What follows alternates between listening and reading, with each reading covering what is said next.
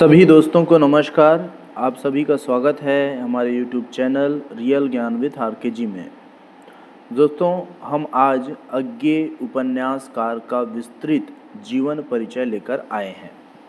यूँ तो अज्ञेय जी उपन्यासकार, निबंधकार, संपादक, पत्रकार, कवि सभी रूप में प्रचलित है, लेकिन उपन्यासकार के रूप में उनकी अलग ही भूमिका है।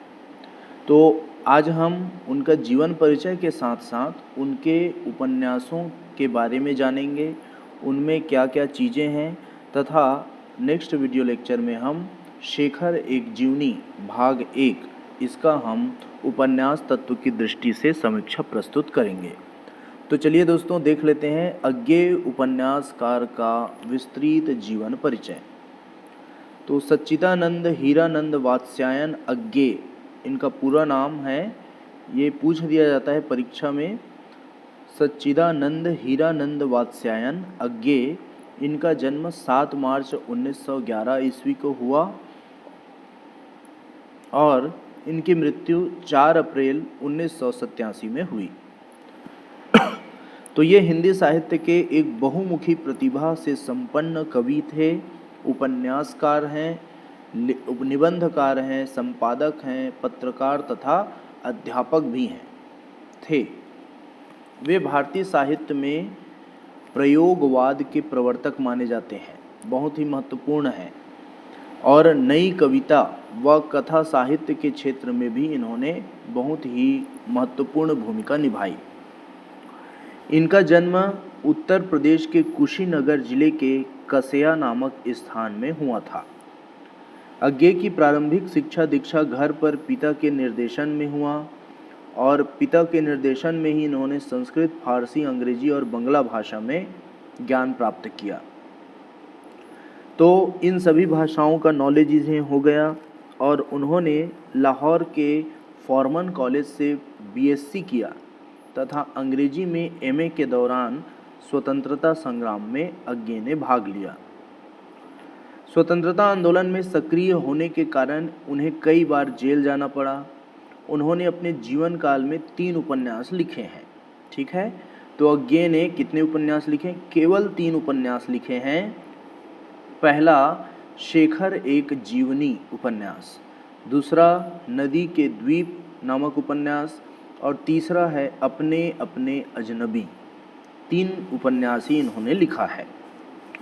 वे लगभग 5 दशकों तक अर्थात 50 साल तक साहित्य की विभिन्न विधाओं जैसे कविता, गीति नाटक, निबंध, डायरी, यात्रा वृत्तांत तथा अनुवाद में सक्रिय रहे। अज्ञेय ने कई महत्वपूर्ण साहित्यिक पत्रिकाओं का भी संपादन किया है, जैसे सैनिक पत्रिका, विशाल भारत पत्रिका, प्रतीक पत्रिका, दीनमान पत्रिका और नवभारत टाइम्स। तो इन सभी पत्रिकाओं के याद रखेंगे, इनका संपादन अज्ञेय जी ने किया है और एक समय उन्होंने भारतीय सेना में भी सेवाएं दी है। वे यात्रा करें और पढ़ाएं भी। तो कैलिफोर्निया विश्वविद्यालय और जोधपुर विश्वविद्यालय से लेकर ऑल इंडिया रेडियो तक उनके कार्य बहुत ही विस्तृत थे। तो हम इस तरह से अज्ञेय जी के व्यक्तित्व को समझ सकते हैं। उनको एक अच्छे साहित्य की रचना के लिए 1964 में साहित्य अकादमी पुरस्कार मिला और 1978 में भारतीय ज्ञानपीठ पुरस्कार से सम्मानित किया गया। तो साहित्य की सेवा के लिए उन्होंने यह पुरस्कार उनको दिया गया। 1987 में नई दिल्ली में उनका निधन हो गया और कविता में प्रयोगवाद लाने का और हिंदी साहित्य को आधुनिक दिशा देने का श्रेय जो है सदैव अज्ञेय जी को दिया जाएगा और वे सदैव याद किए जाएंगे। तो उपन्यास के प्रकाशन वर्षों को देख लेते हैं दोस्तों। तो अज्ञेय के उपन्यास और उनकी विशेषताओं को प्रकाशन वर्ष के साथ हम यहाँ पे आपको दे रहे हैं, बहुत ही महत्वपूर्ण है। पहला उपन्यास है शेखर एक जीवनी। यह 2 भाग में प्रकाशित हुआ है दोस्तों। प्रथम भाग उत्थान, इसका प्रकाशन 1941 में किया गया और द्वितीय भाग संघर्ष, इसका प्रकाशन 1944 में किया गया। तो शेखर एक जीवनी प्रथम भाग उत्थान 1941, शेखर एक जीवनी द्वितीय भाग संघर्ष 1944। संक्षिप्त जानकारी आपको दे देते हैं शेखर एक जीवनी उपन्यास का। यह जो उपन्यास है वह भारतीय स्वतंत्रता संग्राम के प्रभाव में बना है। यह उपन्यास शेखर नामक पात्र के जीवन की एक आत्मकथा है जिसमें उसके मानसिक और सामाजिक संघर्ष को प्रदर्शित किया गया है। शेखर एक जीवनी उपन्यास यथार्थवादी ढंग से स्वतंत्रता आंदोलन के प्रति व्यक्त सांवेदिक और दार्शनिक दृष्टिकोणों को अभिव्यक्त करता है। दूसरा उपन्यास है उनका नदी का द्वीप, नदी के द्वीप। इनका प्रकाशन 1951 में हुआ और इसकी जानकारी यह है कि यह उपन्यास जीवन की विविधता और जटिलताओं को प्रस्तुत करता है। इसमें पात्रों के आंतरिक मनोविज्ञान और उनके जीवन के द्वैत को गहराई से दिखाया गया है। इसमें बीच बीच में कविताएं भी हैं दोस्तों। आगे देखते हैं, तीसरा और आखिरी उपन्यास है इनका अपने अपने अजनबी। इनका प्रकाशन 1961 में हुआ। यह उपन्यास अस्तित्ववादी दर्शन पर आधारित उपन्यास है और इसमें दो मुख्य पात्र हैं। पहला है सेल्मा और दूसरा है योके। सेल्मा और योके ये जो हैं बर्फ से ढके एक घर में बंद हैं जहां वे जीवन और मृत्यु, स्वतंत्रता और नियति के प्रश्नों पर संवाद करते हैं, बातें करते हैं। और यह उपन्यास व्यक्ति के वर्ण की स्वतंत्रता न होने की अवधारणा को दर्शाता है। अर्थात व्यक्ति जो चीज़ चाहता है वह उसकी स्वतंत्रता नहीं है, इस अवधारणा को दर्शाता है और उसे भारतीय संदर्भ में प्रस्तुत करता है। तो ये हमने 3 उपन्यास के बारे में जान लिया। तो इनके जो उपन्यास है दोस्तों वे हिंदी साहित्य में प्रयोगवादी और आधुनिक दृष्टिकोण के लिए प्रतिष्ठित है। ठीक है, तो शेखर एक जीवनी में संघर्ष और विकास की कथा कही गई है।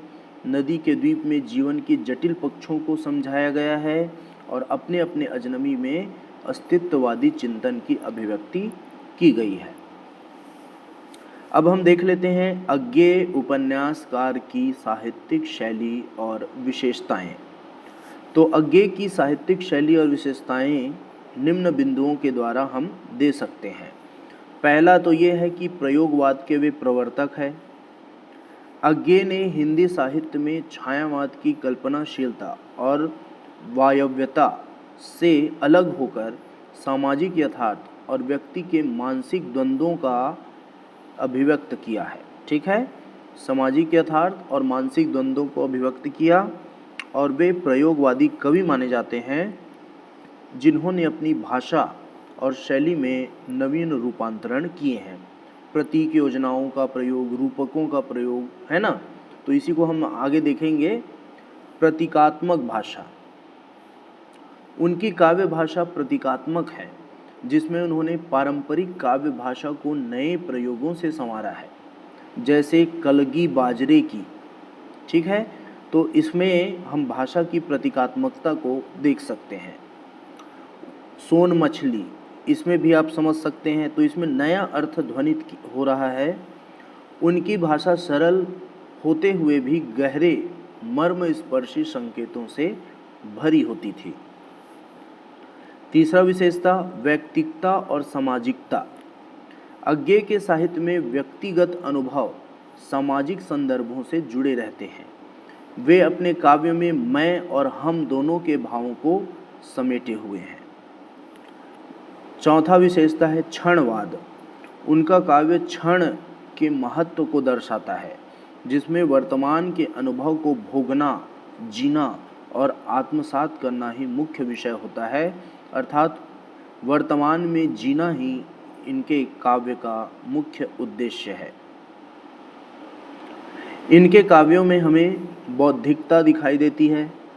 उनकी कविताओं में अत्यधिक बौद्धिकता और तार्किकता रहती है, इसलिए इनकी कविताएं क्लिष्ट मानी जाती हैं, समझने की दृष्टि से कठिन मानी जाती है। तो जो कुछ जगहों पर ये भावना पक्ष की कमी उत्पन्न कर देती है। ठीक है, ज़्यादा बौद्धिकता लिए हुए है इस कारण भावना पक्ष की कमी दिखाई देती है इनकी कविताओं में।